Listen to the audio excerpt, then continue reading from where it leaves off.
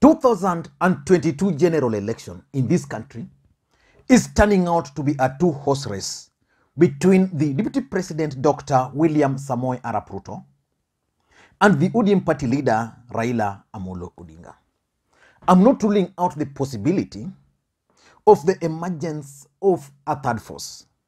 But as things stand today, if elections were to be held, Kenyans will make a choice between Raila Odinga and the Deputy President Dr. William Samoei Ruto. William Ruto has been campaigning in this country for over 4 good years now. Raila Odinga has also embarked on a campaign trail, although he has not declared his bid. But it is expected that in the next few weeks, Raila Odinga will officially launch his presidential bid for 2022. But from their activities, there are certain things which they are doing. There are certain strategies which they are applying. And then there's also certain communications line their team are taking. In this video, I want to focus on 6 things which I strongly believe William Ruto's camp are doing right, and they are beating Raila Odinga in those aspects hands down. But before we do that, if you're watching this channel for the first time, I want you to take a second or two and click the subscribe button so that next time we produce a video like this, YouTube will automatically notify you. And to the subscribers, I want to continue to thank you guys for your continued support. I want to be very brief, precise, and to the points. What are some of the things so far based on their rallies, their town hall meetings, their meet the people tours? What are some of the things William Ruto is getting right? In my view, William Ruto is getting the following right. Number 1 is the ground mobilization and the use of money. As a matter of fact, whenever the Deputy President, Dr. William Samoei Ruto, is going out in an area, his team, his groundwork is normally well mobilized. I am told the Deputy President has come up with a formula where he has a team of networks up to the ground. So in most cases, when he's going to a place, he would tell, let's say if he's coming to Kisumu today and I'm his contact, he would tell me to just arrange 200 people. I'll be given money to mobilize those people. That's one area which I think Raila Odinga and his team are not doing so well. The use of money is significant, is going to be significant in this particular by-election. So the DP, for example, when he was in Bungoma the other day, we've seen severally elected leaders like Dismas Baraza and the rest dishing out money. We've also seen the Deputy President standing, he comes to a market, let's say Kibuye market here in Kisumu. Then he identifies some women there, gives them 1 million. Women, 1 million, youths, 1 million. That's 2 million. And he will leave it there. You see, that creates a perception that William Ruto is out to sponsor, out to support development projects.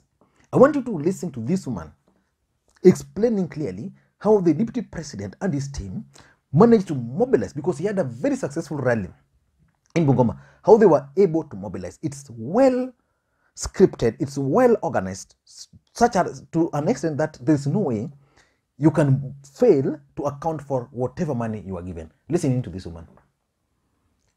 Hudumia karibu wafanyabiashara 500 na kila mfanyabiashara ambaye alikuwa shakuwa identify amewekwa kwa list alikuwa anapewa shilingi 2000. Kwa hivyo kwa ujumla kule kulikuwa na 1,000,000. Tukaenda pia kule Butula siku ya Thursday na tukakusanyisha pamoja wale wafanyabiashara ambao walikuwa identify na stakeholders wetu. Tukika kule Butula pia tulikutana nao wote kwa jumla siku ya Alhamisi, na pia tukadisburse hiyo pesa 2000 per every trader. Kwa hivyo mimi nimengoja wale viongozi wakuje tuketi pamoja, mimi nilete wale 200 beneficiaries ambao nili-identify upande wangu, Joe Halenda lete wale 200 wake, Mary Mase pia lete wale beneficiaries wale ali-identify hasa katika hii area Ngorom, tukuje pamoja na kila beneficiaries tumpatie 2,200 kwa kuna pesa ambayo mtu ametoweka nayo. Kusema ukweli, hizo ni propaganda ambazo watu wale matapeli ambao walikuwa wamezoea kufanya mambo kwa njia ya kisiri, kufanya mambo na kunyanyaza wale beneficiaries, sasa wale mwananchi wa chini. Hizo ni story ambazo wanakuja nazo. Hapa Matayos pia ilikuwa sehemu ile ambao pia nilikuwa nimesimamia hapa town, na hapa mpangilio wake tutaufanya tuseme wiki ijao, next week. Na hii ni tumedileisha kidogo, ni kwa sababu hapa Matayos tulikuwa viongozi watatu ambao tulikuwa tumepewa jukumu la identify beneficiaries. Mimi nilipewa jukumu la identify 200 beneficiaries. Mheshimiwa Joha Lenda akapewa 200 beneficiaries pia identify. Mheshimiwa Mere Mase akapewa pia identify 400 beneficiaries wale wa kushika na utengo wote wa Teso South. Kwa hivyo tungependa sisi wote kama viongozi tukuje pamoja, kwa sababu naibu wa rais alirecommend ya kwamba hawa beneficiaries walete mahali pamoja alafu tuwazungumzie, because hatuwapati. Number 2, the second thing which the deputy president and his team have succeeded in is taming the allies. Before William Ruto embarked on his 2022 presidential campaigns, he was always surrounded by a group of leaders, majority from the larger Rift Valley. But when the deputy president formed the United Democratic Alliance Party, that party was going to be branded as a tribal party, because in this country, political parties are tribal. So one thing the DP succeeded in doing is to ask his brigades from the larger Rift Valley to take a back seat. So you no longer see Oscar Sudi in rallies taking microphone. You no longer see Caleb Kositany taking a leading role in William Ruto's campaign. You no longer see Kipchumba Murkomen taking a leading role in William Ruto's campaign. But you'd see Aisha Jumwa, you'd see Didmas Baraza, you'd see Rigathi Gachagua, you'd see Susan Kihika, you'd see those members of parliament from the coastal region. So basically, he has managed to tame his allies. Unlike Raila Odinga, Raila Odinga has not really managed to tame his allies. He has failed, in my view, to identify certain leaders who people listen to. Like, for example, if Raila Odinga were to go to a rally today and Babu Wino is handed a microphone, the youths will go crazy. If Raila Odinga were to have Hassan Joho as part of his team, that the youths will go crazy. But you will find sometimes people being given a microphone, people who don't really inspire the young youths in Raila Odinga's camp. As a matter of fact, there are also some Luo members of parliament who are accompanying Raila Odinga to some rallies, but they add no value. So those people should be given a back seat, in my view. If, for example, someone like Junet Mohamed is adding a lot of value to Raila Odinga. I know most of you don't know. But the fact that he's not a Luo, he can speak what other Luo members of parliament cannot say. The fact that he's a Luo, he can reach out to other regions. But what about other members of parliament from the Luo region? So Ruto has managed to tame his allies, something which Raila Odinga has not really succeeded in. Number 3, is the use of propaganda and messaging. William Ruto employed Dennis Itumbi. And I want to give Dennis Itumbi credit. Sometimes he goes overboard, but sometimes he gets it right. Politics is a game of perception.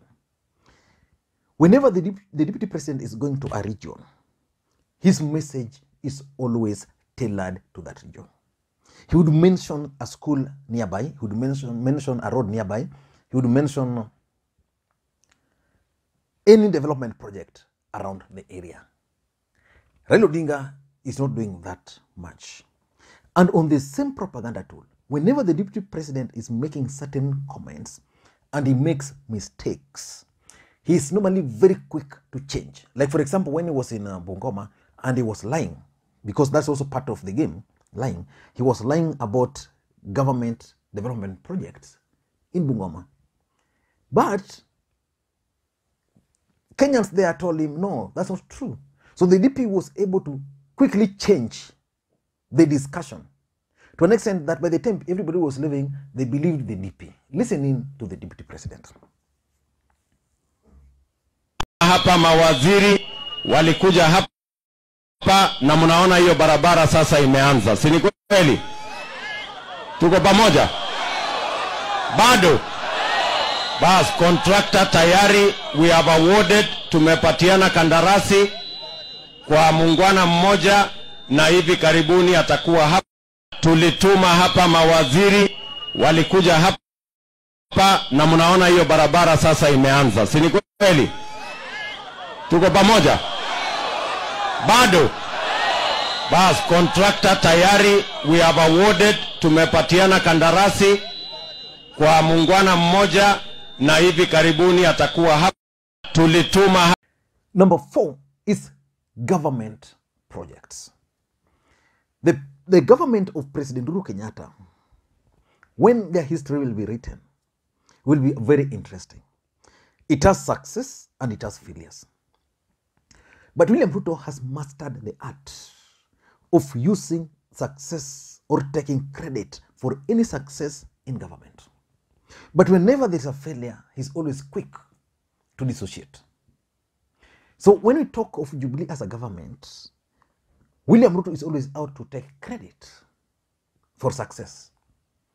And he will always throw failures towards Raila Odinga.